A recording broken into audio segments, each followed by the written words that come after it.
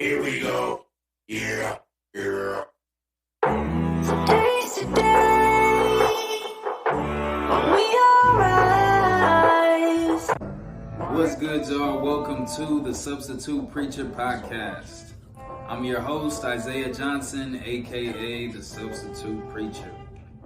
This is episode 1, and really I just wanted to be an introduction to myself, what we got going on in the show, and get you guys on board.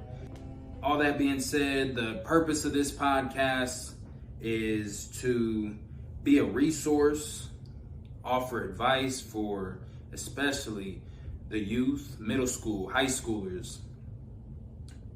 These kids are obviously going through peer pressure for the first time and puberty, and they're being exposed to a lot of new things. They're being pulled and yanked in all these different directions from family and old friends, new crowds. And it's really important, if you're an older person or someone who's already been through it like me, it's really important because the decisions they make now can determine their future and the rest of their life. And I'm sure and I hope that all of you youngsters watching, that you do want a prominent future, a successful future. And if that's the case, your decisions have to be aligned with it. You want to surround yourself with people that are going to elevate you and be in your corner and challenge you in good ways, as opposed to people weighing you down and giving you things that you shouldn't have, bringing you around other people that you shouldn't be around, because that can lead to a dark road and a dark path, and before you know it, it's too late. Most people know someone, I'm sure you could think of somebody, and it's like, oh, little Johnny, he had such a bright future. What happened to him? A couple wrong decisions, and now he's in prison, or now even worse, now he's dead. And most of those people don't know where they're going when they die, and that's a scary, scary thought. Fortunately for me, I know where I'm going, so I'm cool. I'm chilling. God forbid, but when I go, I'm fine. I know where I'm going. But we're gonna talk about everything on this podcast, from current events to relationships, advice. We'll get into work ethic and how to attain success, maintain success, because it's hard out there. Once you get it, it's hard to keep it. But we'll get you guys in the right direction. My personal favorite, I kind of alluded to it a minute ago, is faith. I'm a Christian myself, and my purpose is to spread the message of Jesus Christ, the gospel, the good news. There is good news. So for you youngsters, and I see it because I'm right there in the fire. I'm a substitute teacher. Hence the name of the show, right? The Substitute Preacher Podcast, preacher, because I'm a Christian. But I'm right there in the fire, and I'm seeing what these kids go through, the depression, the anxiety, the just always uncomfortable, always something wrong, always complaining. I gotta stop complaining. But I don't blame them sometimes, because it's like, man, these kids are really going through some things. Or maybe what they're going through ain't such a big deal, but they haven't been taught to fight back. They don't possess the tools, the power to fight back. And that's one thing that my God offers. I don't want to get too preachy. We'll save that for another episode, but I really want to be a light in this dark world. And again, the man above, Jesus Christ, he makes that all possible. And he's there waiting for you. So again, we'll move on, but we will come back to it. A little bit about myself. So I'm just on the personal side, my family is so supportive of me. So Thank you to my beautiful wife, Justina Marie Swizak. She's amazing. She keeps me going. Without her, I'm so unorganized and I'm so, I'm not detail oriented at all. I just kind of go with the flow, but she keeps me grounded. So she's a big reason why this show is able to happen. Also just kind of giving me a little bit of free time here. We have amazing, just the greatest little girl in the world, Leah Bell Johnson. She might wake up from her nap. She's here. So if we get interrupted, you'll get to meet her. Hopefully not. Hopefully she'll come in during another episode. She just started her nap, but she's the most special 4-year-old in the world. I know all parents are biased, but for real, she's dope. She just started school. She's in TK. She's the smartest in the class. I'm like 99% sure. We'll see. Parent-teacher conference next week. Back to school night is next week. So we'll see about that. But I don't doubt it. She is, for a fact, the tallest girl in her class. Tallest person, regardless, boy or girl in her class. So that's cool. Future athlete. She's mentioned basketball, soccer, everything. So we gonna get her active. But she's just so great. Like I could do a whole show on her and my wife too.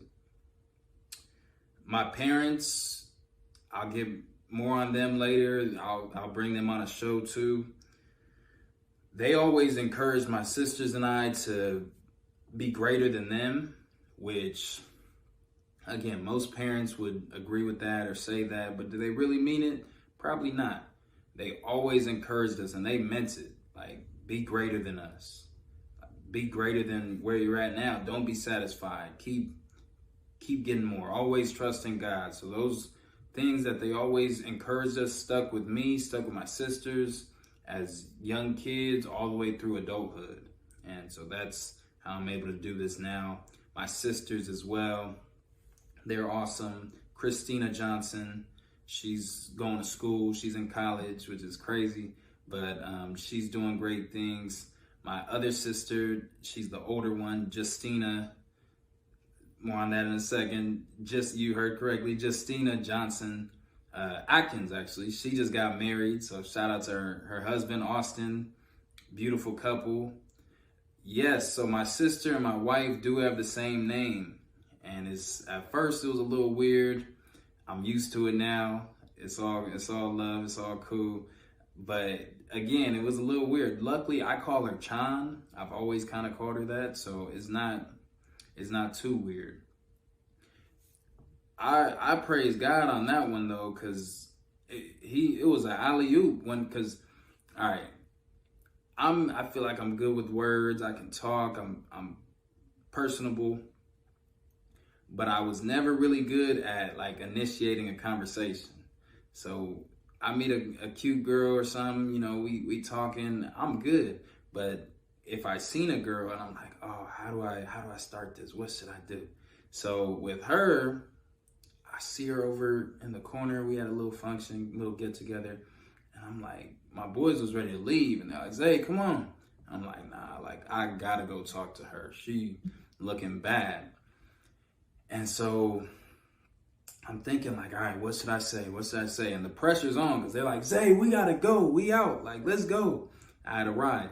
So I'm like, all right, whatever. I'm just, whatever happens, happens. Go up to her. Hey, what's good? Like, what's your name? That's all I said. What's your name? How you doing? What's your name? Oh, my name's Justina. And there it was. What? That's my sister's name. And she was like, oh my God, I never met somebody with that name. And there it was. 9 years later, we still rocking. So it's a beautiful thing. Love my fam. They're awesome. That's the fam. That's, again, a big reason why I'm doing this. That's some of my inspiration. And yeah, I look forward to getting all of them on the show as well. We don't have, just a little side note, obviously I'm just starting this thing, so it's not like I have any sponsors or anything like that. But I do want to shout out, because I was watching college football earlier. I ain't got no cable. my TV right here. College football. Later, get some UFC going on, jumping off tomorrow. NFL. It's a beautiful time of year. My favorite time of year. Fall, right? Thanksgiving coming up. That's my favorite holiday. Christmas right after. So it's a beautiful thing. All of the streaming sites, because I ain't got cable, so I just stream it. And I ain't going to say the names because I don't know if this, I don't want, I don't know how they could get shut down or whatever.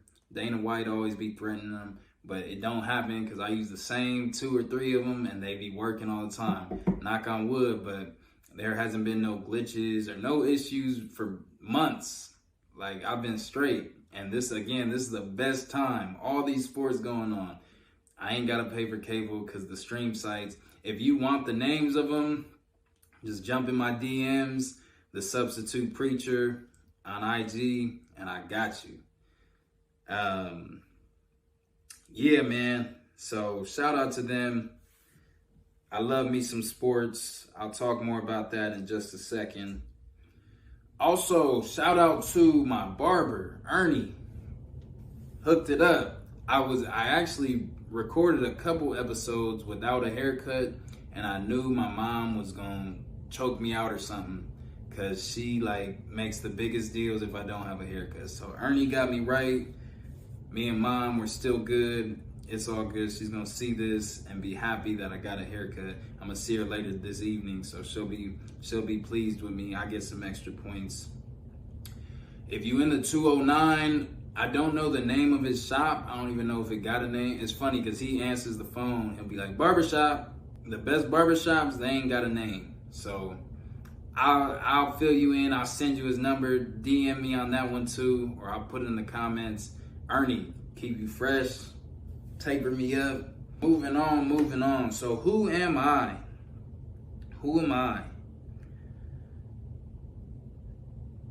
I'll go over a little bit of what I'm doing currently first, and then I'll get into just a little bit of my story. We'll have episodes down the road that I'll dedicate to a specific event or time in my life that really helped shape me into who I am today. So again, I'll try and be brief.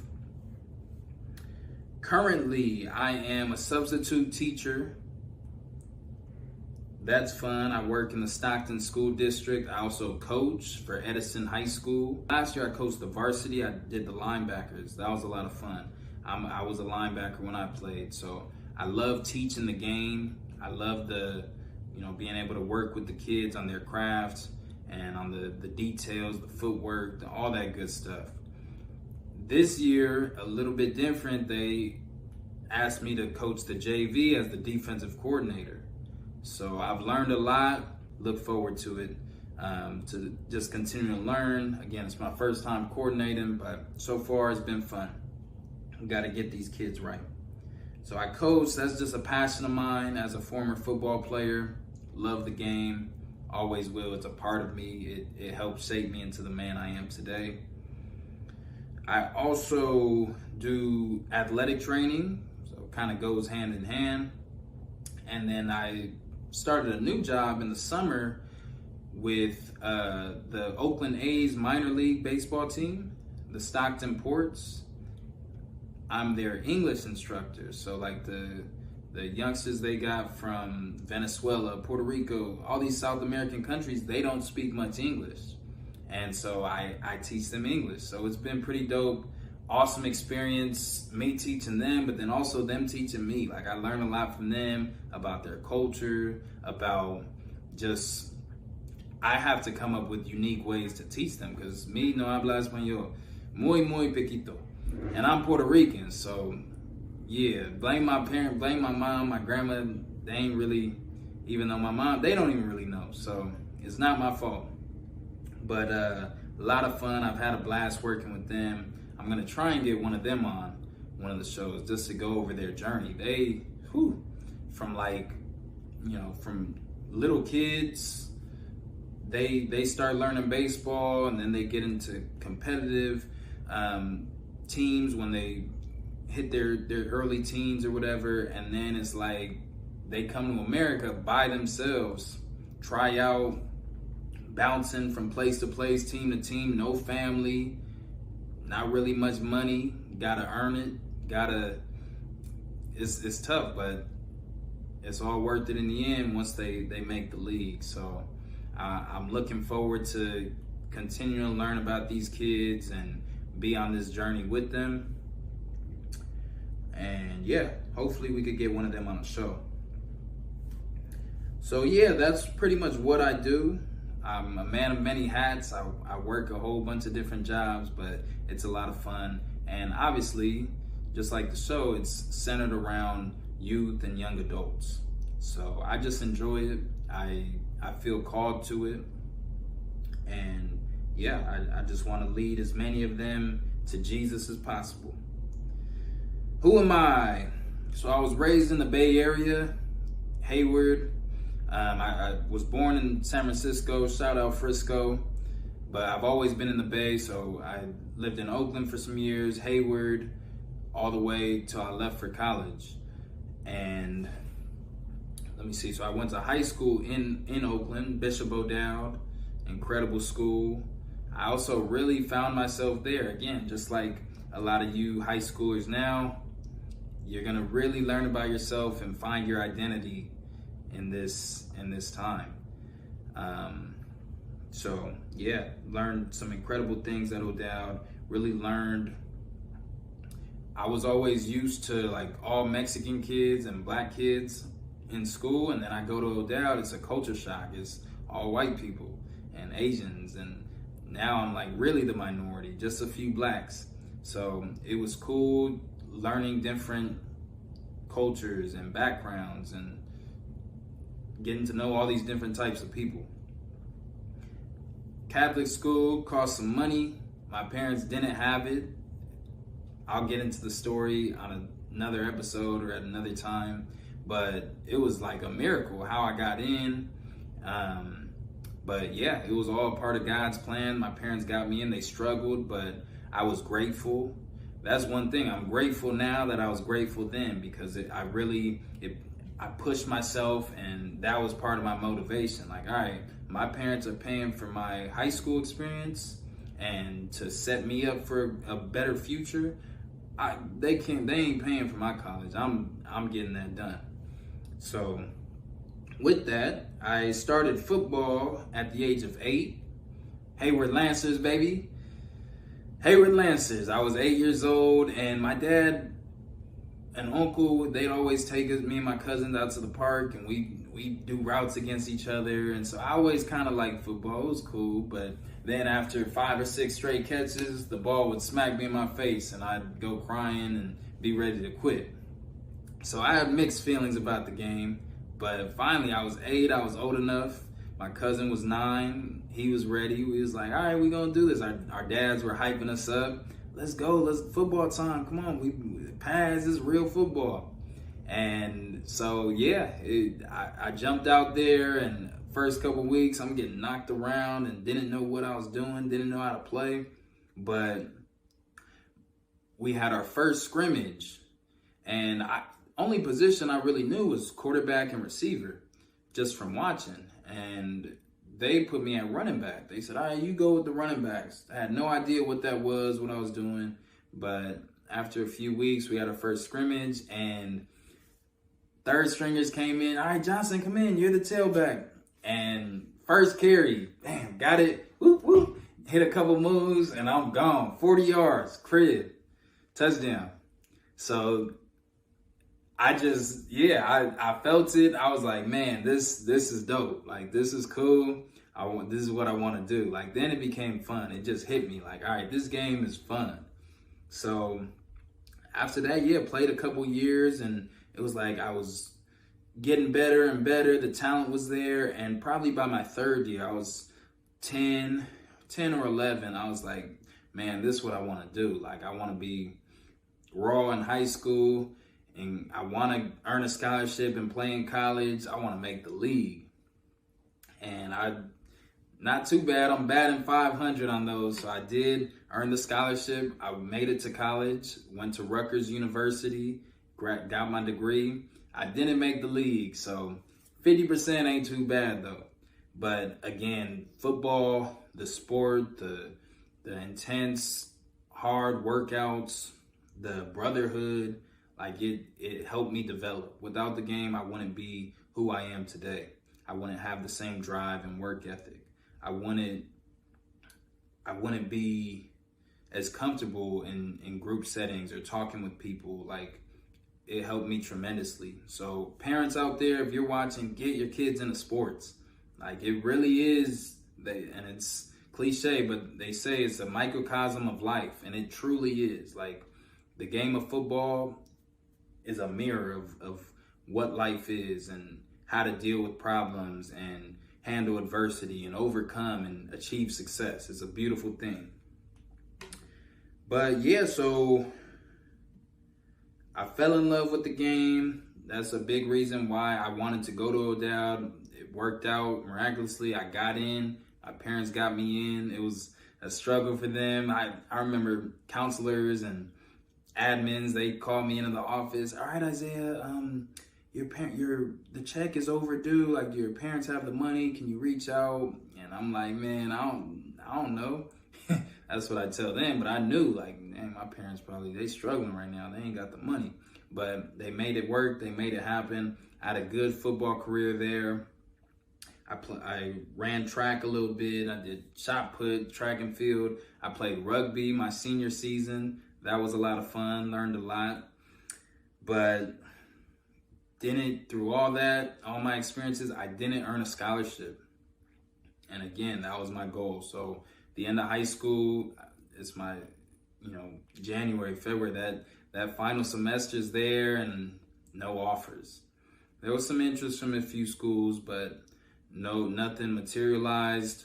I had a couple D2s, D3s in the loop, in the mix. And I was just kind of like, I was a little bit discouraged, but I'm like, man, at least I'll go have fun and I'll still play. Well, I actually had a meeting with one of the schools, Pacific University in Oregon. And my dad had to work that day. Mom and sisters was somewhere else. So my uncle and my cousins, they were going to take me to the meeting. And I don't remember if it was before or after. No, it was before.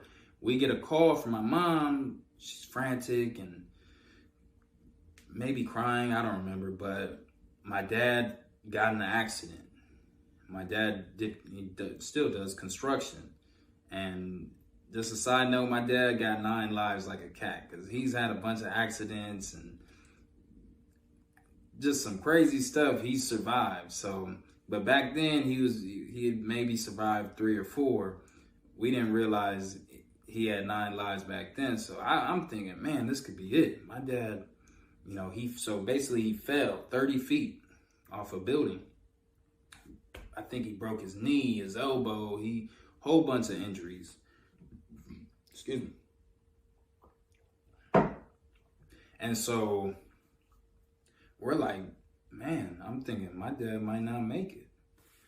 And so that was just really on my heart.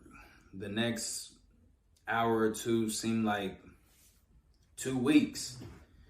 And I'm sitting there just kind of contemplating and just reflecting on my dad and what we had been through in regards to football. Because again, I'm there for the football meeting. And of course, I'm praying for my dad's health and his well-being. But I'm also thinking like, man, I'm here for this. I'm going through with this, but this ain't even really what I want to do. And if my dad were to die today or tomorrow, all our dreams and all we had worked for is kind of going to waste. So I told myself, I left the meeting. It was a good meeting, but I'm like, man, at the end of the day, I was like, I ain't going here. Like, I'm D1. Like, I got the talent. My dad worked with me all these years. He sacrificed. I got to go do this. And so I decided, all right, I'm going to go to junior college. And I went to City College of San Francisco, the best JUCO in the world, best football in the world. I don't know why Laney was on the Last Chance U and they messed up. City is any metric, like most titles, most D1 athletes, transfers, everything.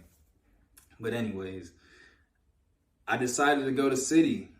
And I remember I met with Coach Rush, the head coach, and Coach Feliciano, he's the defensive coordinator at the time.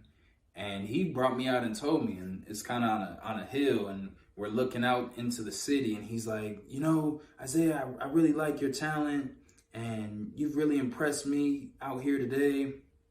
I like what you're made of. He said, people are going to tell you, you can't go to City. Oh, there's too much competition.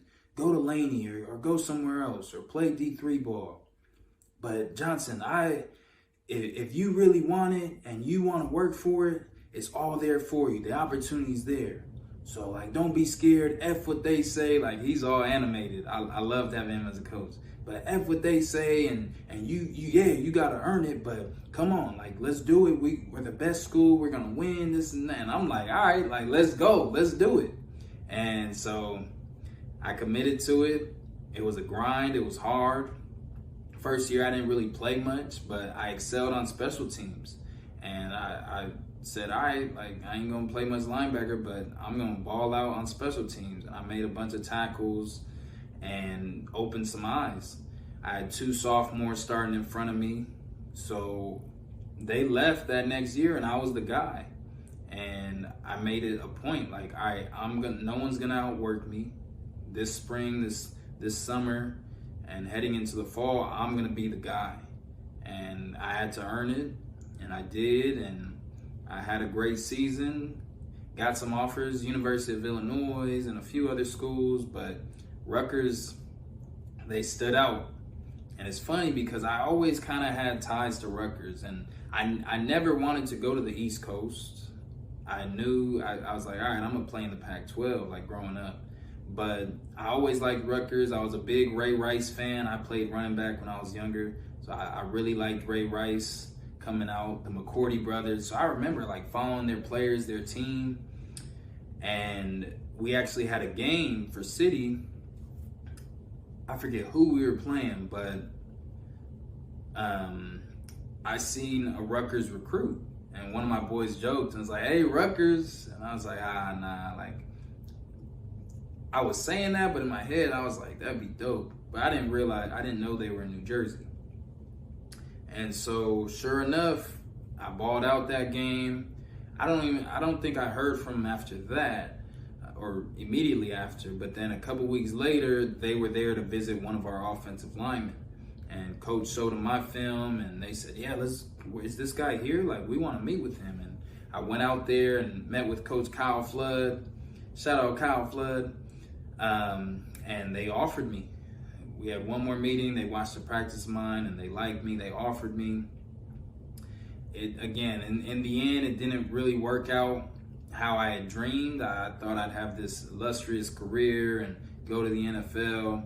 I mostly just played special teams at Rutgers, but I did my thing and earned my degree, met the woman of my dreams, my beautiful wife, and shoot, it all worked out, all according to God's plan.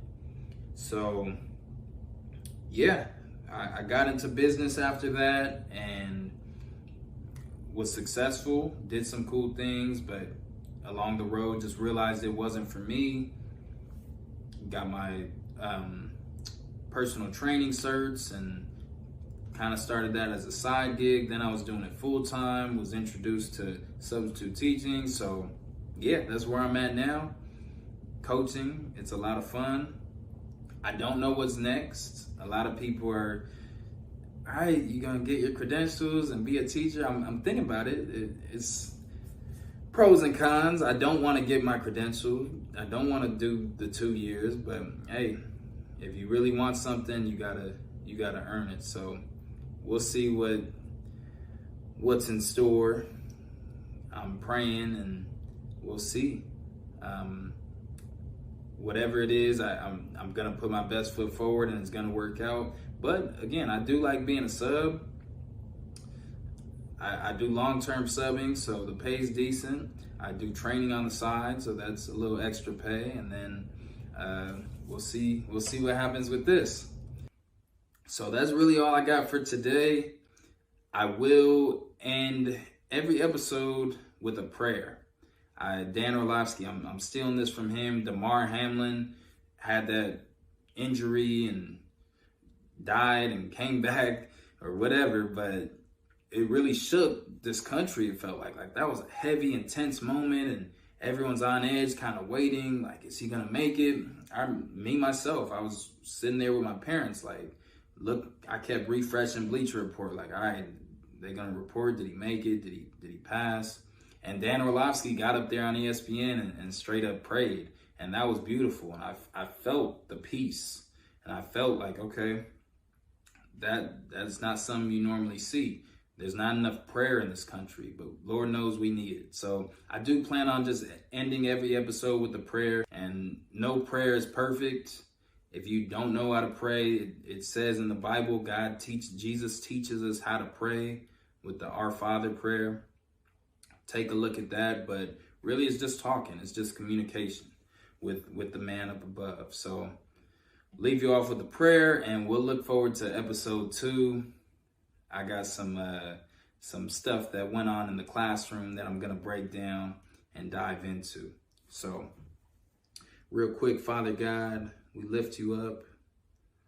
Thank you for blessing us today with life.